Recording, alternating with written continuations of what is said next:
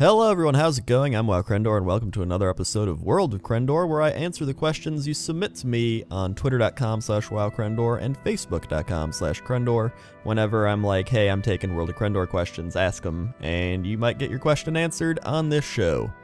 Okay. First question comes from Dryax. He says, if you were a piece of Ikea furniture, what kind of furniture would you be? That's a great question.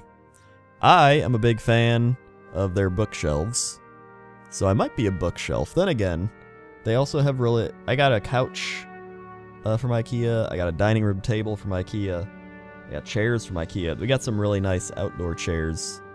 Oh man, there's just so many great Ikea things. I would be their coffee, but that's not a piece of furniture. I'd have to say a bookshelf. I really like their bookshelves. They're not like the greatest bookshelves, but they're just very simple. And I like that. I just like simple and very minimalist. That's my style. So, I like that question. Also, Cat is running around downstairs like an insane person. So if you hear like, that's Cat. Next question comes from Nobble87. You may know Nobble. He's another YouTuber. He's pretty popular. He's a cool guy. He asked me on Twitter, don't know if you've answered this one before, what goes into making your videos, how much time spent, details, start to finish? I have answered this before, but there's always this question, and I feel like I always answer it differently. But I thought I'd do a pretty in-depth talking of how I make my videos. So for things like this, it's pretty easy. I just talk into Audacity, and then I go into WoW and film me flying around, or maybe a really long beta video, and then put that footage behind it. So these are really easy to make. They just take a long time to render. Rendering, if you did not know, is the process of taking what you've edited in your video editor and compressing it into an actual video file. I'm sure there's like more in-depth technical terms for that, or whatever, but that's essentially what it does. It just takes a long time to compress it into a file you can put onto YouTube. And then, for videos like machinimas, they take a lot more time. What mainly takes the most time is the writing, and actually getting the ideas, and getting the script laid out. So you want all the lines correct, you want the script to actually make sense and be funny. Because, I mean, that's like it's the base of your video. And then I usually do the audio, and then I lay out the audio in the audio, or not the video editor, and then I film over that audio. And some people do the filming first, then do the audio.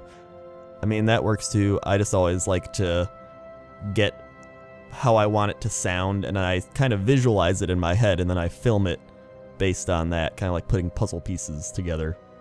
And that's what I do. I think it's a fun process. Is there anything? Oh yeah, pointless top 10s. I always do the audio first as well. Oh no, that's different.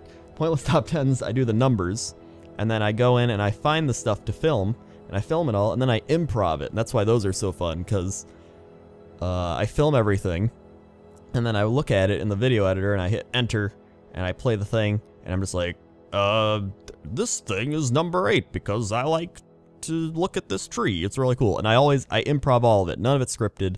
And that's why I think it's more fun to watch, is because all of it's just my exact thoughts. None of it's planned out. While with my big video series I'm doing right now, I'm like heavily writing it, like really in-depth writing it. Like I've written 25 pages. I've edited all that, and now I'm going back and I'm rewriting all of that, and it's kind of like a second draft, and there's parts that I don't like, there's parts that I like, but I'm still trying to make videos. Like, I don't want to just completely stop making machinima. I want to keep making little machinimas in between all that, because it's still going to take a while for me to make this series. Turns out, it's a lot harder than I thought, and now I give credit to all the people that have made big machinimas in the past, because it's definitely a lot of work. But it's something I've always wanted to do. So I'm excited to actually see it come to life over the next couple of months. I guess I just explained the process. So he said how much time spent, details, start to finish. So how much time spent? Most of the time spent is in the writing. I would say audio, depending on what it is. If it's just a normal machinima, like how to win at PvP or those types of things, probably a few hours. The big thing with that is you do a couple takes, and you find the good takes, then you edit all that into like little chunks that make sense so it actually flows. Otherwise, this is what I normally do. So if I'm like, what goes into making your videos? I'll be like, what goes into making your videos? What goes into making your videos? What goes into making your videos? And I kind of just do that over and over, depending on what voice it is. And I get like probably 5 to 10 takes. Then I pick the one I like, and then I move on. But I record like a bunch of lines in one big chunk of audio, and then I just edit that all down to something that makes sense. I hope that makes sense. For all you people that probably edit and all that, it probably makes sense to you, but it's not. I know a lot of people are like, Crendor, your videos were better back in the day. Really, I do the same thing. I mean, maybe what I make videos about has changed. I know how to win at PvP, not just how to win at PvP, how to win at things were, I made a lot of those back then, so maybe how to win at whatever are your favorite style of videos, or story type videos are your favorite. I kind of drifted away from those and made more on-topic game videos, so maybe that's what you mean by you don't like them as much. But if you like story-based, I think you're going to really like my new upcoming big machinima series. It's going to be a lot of story, and I haven't put like this much effort into a plot line in probably forever. So, and I haven't abandoned how to wins. I just got kind of tired of making them after making them for that long. So there's still a big chance I go back to making a couple of those. I know I wanted to make how to win at transportation. I still might do that. I'm excited. I'm always excited about the things I'm gonna do. That was a long question. I hope it answered. I hope it answered all that. Oh, and Let's Plays. Let's Plays are, a lot of people just think it's like play the game and talk, but a lot of times I'll play it and then I like don't do well in the game, and so you waste like 30 minutes playing the game and you're like, that was really bad. I'm gonna go back and do that again.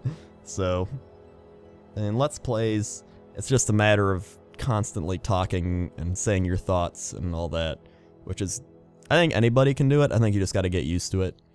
And then it's just a matter of playing the game well enough that people watch it, which I'm not very good. I'm not going to lie. I'm not the greatest Let's Player. I'd consider myself very average. The only thing that gives me like a little bump is that I've been doing it long enough that I don't seem bad at the entertainment part of it. I think a lot of people just listen to it to fall asleep, honestly. But I like playing games and talking, and a lot of people like watching it. I know someone at BlizzCon was like, I love your WoW Let's Plays. I just like listening to them while I clean, and I was like, oh, I mean, that's cool. I mean, you don't have to sit here and watch me play it. You can like clean your house as you listen. Like, that's fine with me. Either way, man, I've been all over with this question. For how much time spent, I'd say Let's Plays take about however long it takes to play the game, and then probably like an hour to render it. Longer videos like this take 2 hours to render and upload and all that. And machinimas are just kind of all over the place. I can get a script done really quick and then get that out in probably a day. A lot of times the script takes like weeks to go over and make it so I think it's funny. And then usually the whole editing, filming, and all that takes like a day to 2 days, sometimes 3 days if it's really intense, but usually not more than 2 days. So yeah, thanks, Nobble. Noble, Nobble, I don't know how you actually say it. So yeah. Next up is Cata Muffins, and she says, WoWcrendor, I've got a question for you, but it's loaded. Why do famous YouTubers focus so much more on negative feedback than positive, to the point that they start alienating the positive viewers that give them positive feedback in favor of giving the trolls attention because they're negative feedback? I've seen TB, Jesse, Northern Lion, and many others do this. You and many others do this. Have fun. That's a good question. And I think that comes down to just being just human, really. Because you can say this with really anything. You can say it with maybe drawing a picture. You can say it with playing a sport. you go out there, let's say you're playing basketball, you go out and play basketball, and everyone's like, good job, and then there's just one guy. There's this one guy who's like, you could have shot it better. And I mean, that might irk you a little bit, like, ugh, but sometimes they're right. Maybe you could have shot the ball better, you know? Or, like, you could have had some better dribbling. But I think what really gets to them is when it's said in a rude way, like, that was the worst thing I've ever seen in my life. Or, like, maybe you draw something and everyone's like, good job, yeah, you did it. And you're like, wow, yeah, I did. And then someone's just like, it was the worst drawing I've seen in my life. And you're just like, what? So it's kind of like that negative comment stands out a lot more. It's the same as if you had a lot of bad comments and people just being like, this is awful, and then there's one good comment like, good job. You're like, wow, at least someone liked it. It's just the fact that there's one thing that just stands out, and it tends to be the negative people, because it's very, you know, when you create something, you're trying your best to create that. At least I'd hope you're trying your best to make what you want or envision in your head. And when someone is like, this so dumb, and I can't believe anybody would have made that, like, this is the stupidest thing I've seen, you tend to be like, oh, well, I thought it was good, you know? It's like that. Or maybe you see, even if you go see a movie, what if you go see a movie, you really like it, maybe you see Guardians of the Galaxy, and then you tell all your friends, like, it was such a good movie, and they're like, yeah, and then there's this one friend who's just like, I didn't like it, it was dumb. Like, only little kids would like that movie. You'd be like, what? You know, and then you're going to tend to ignore all the people that agree with you, because you're like, oh, they agree with me, whatever. It's like that. I hope that explains it, but I never try to, like, dwell on the negativity. I mean, you're obviously going to get negative comments. You're going to get critical comments. I don't mind them that much. It's just, I think I used to mind it a lot more than I do. Hearthstone. Playing Hearthstone really strengthened that up for me. Like, playing Hearthstone was probably the most irritating I got reading comments. I was just like, I can't do it. I don't even want to play it anymore. But I've gotten better at that. I know some people let it get to them a bit more, but yeah, it's hard. It's hard dealing with, like, a bunch of people critiquing you, but I mean, that's our job. Some people might complain, but it's like, you know what? That's our job. It's what we do. So, I think a lot of people got it worse than we do. Yeah. Okay, next question. How often did you put out videos before you were noticed and gained a lot of subs? That's from Sean Swan. Thanks, Sean Swan. How often did I put out videos before I was noticed and gained a lot of subs? Really, I didn't gain a lot of subs that fast. It was just kind of steadily over time. I'd say over the first 2 years, I put out a video every month or so. Maybe 2 videos a month. It wasn't that much, because I was kind of just doing it as a hobby, or whenever I got a cool idea. And then I kept getting more and more viewers, and I was like, this is fun to do, and so I just kept making videos, and steadily over time. There's some people where they just get really big really fast, like crazy how fast it happens, but for me it's just kind of happened over like 5 years. Almost 5.5, or it's been like 5.5 years now, so I'd rather take that way. I think it's a better journey, and it's more fun to just have it happen steadily over time and just be like, hey, I kind of like worked my way to get to this point instead of having it just randomly happen, but you know, to each their own. I think it's more about, if you enjoy doing it, if you enjoy making videos, make videos. That's really what, you hear that all the time, it's so cheesy, like, if you enjoy doing it, just do it. Well, it's true. Unless you're doing something crazy or illegal that you enjoy doing, don't do that then. That's probably wrong, don't do that. But, you know, if you enjoy drawing, draw. If you don't have to make money off it. I didn't think I was gonna make money doing this for like the first however long I was doing it. I hoped I did, like maybe it'll happen one day. That'd be really cool, but I wasn't like counting on it. But it was a really like chill, in-depth World of Crendor. Let's move on. Next up we got Michael James Law. He says, who is your favorite character in Warcraft lore and why? Now that I'm playing Warcraft 3, I like seeing all this backstory to all these characters, and I feel like my opinion's gonna change as I keep playing Warcraft 3 and finding out more about the lore and the characters and different characters and all that. I would pick like the really noob nerdy answer and be like Gammon, cause he's just Gammon, but I don't want to say that. I don't know if I like Arthas's character, but I think he's my favorite storyline, just because it has that like Darth Vader Anakin feel to it, like Star Wars, where, you know, he's the good guy, he's gonna be like this really awesome fighter for the good guys, and then he just turns evil.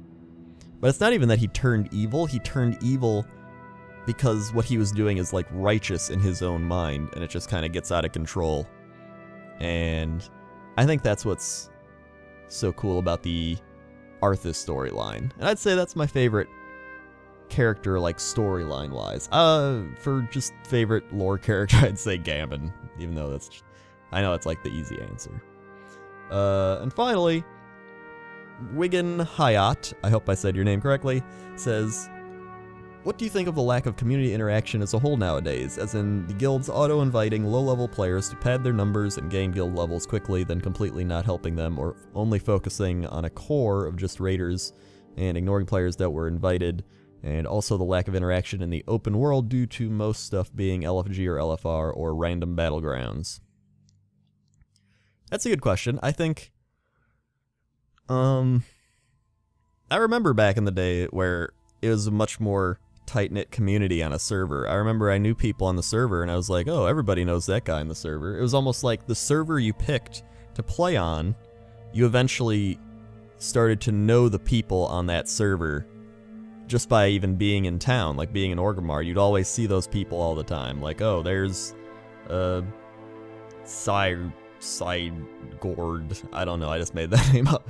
Like, oh, he's really good at PvP, or like, hey, there's that guy, I know he's in like a medium tier raiding guild, or there's that guy, I know he's in the top tier raiding guild and he's got cool armor. You know, you kind of just saw just the same people. It became a community, and I think that's what a lot of people miss.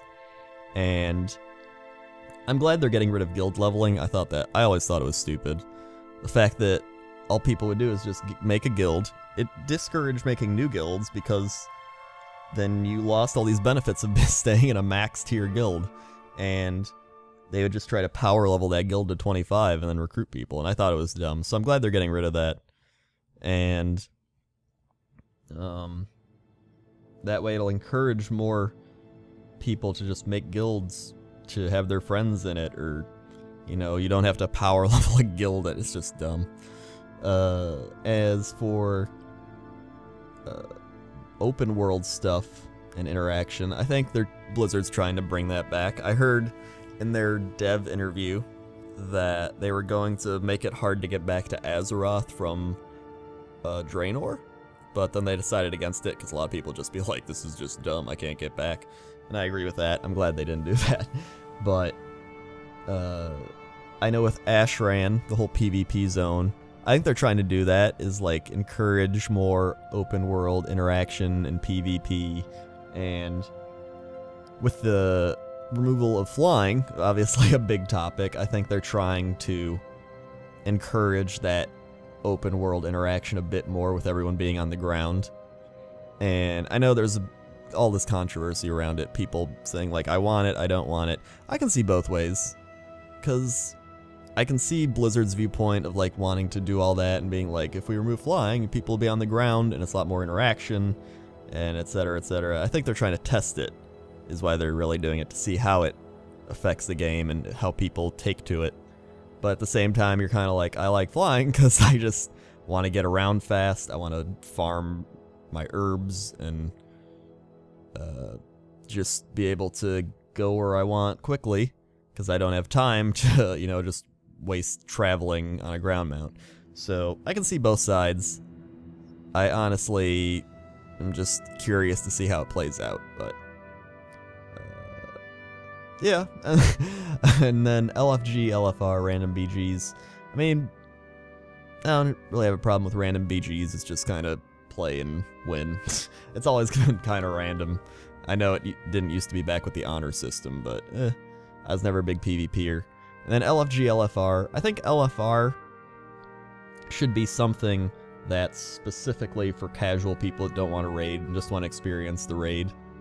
So, like, it shouldn't be a tier of progression. Like, people that want to do raiding shouldn't have to be like, alright, we start out with LFR and then go to actual, you know. I think it should just be, LFR is just a dumbed-down version of the raid, and that's it. Like, casual people can play it, they can get gear that's not that great, and experience the lore, that's all they want to do, move on. And then LFG, I never really minded LFG. Mainly because I just have bad memories of, like, going to instances, finding groups and taking forever, walking there, someone leaving or going AFK, having to summon people. It was just like, back when I was in high school and stuff, when I had nothing else to do, I was like, whatever, but now I'm like, do I really want to waste time doing that? It's nice to just queue up and do an instance. That's my opinion. I know everybody has varying opinions on that too.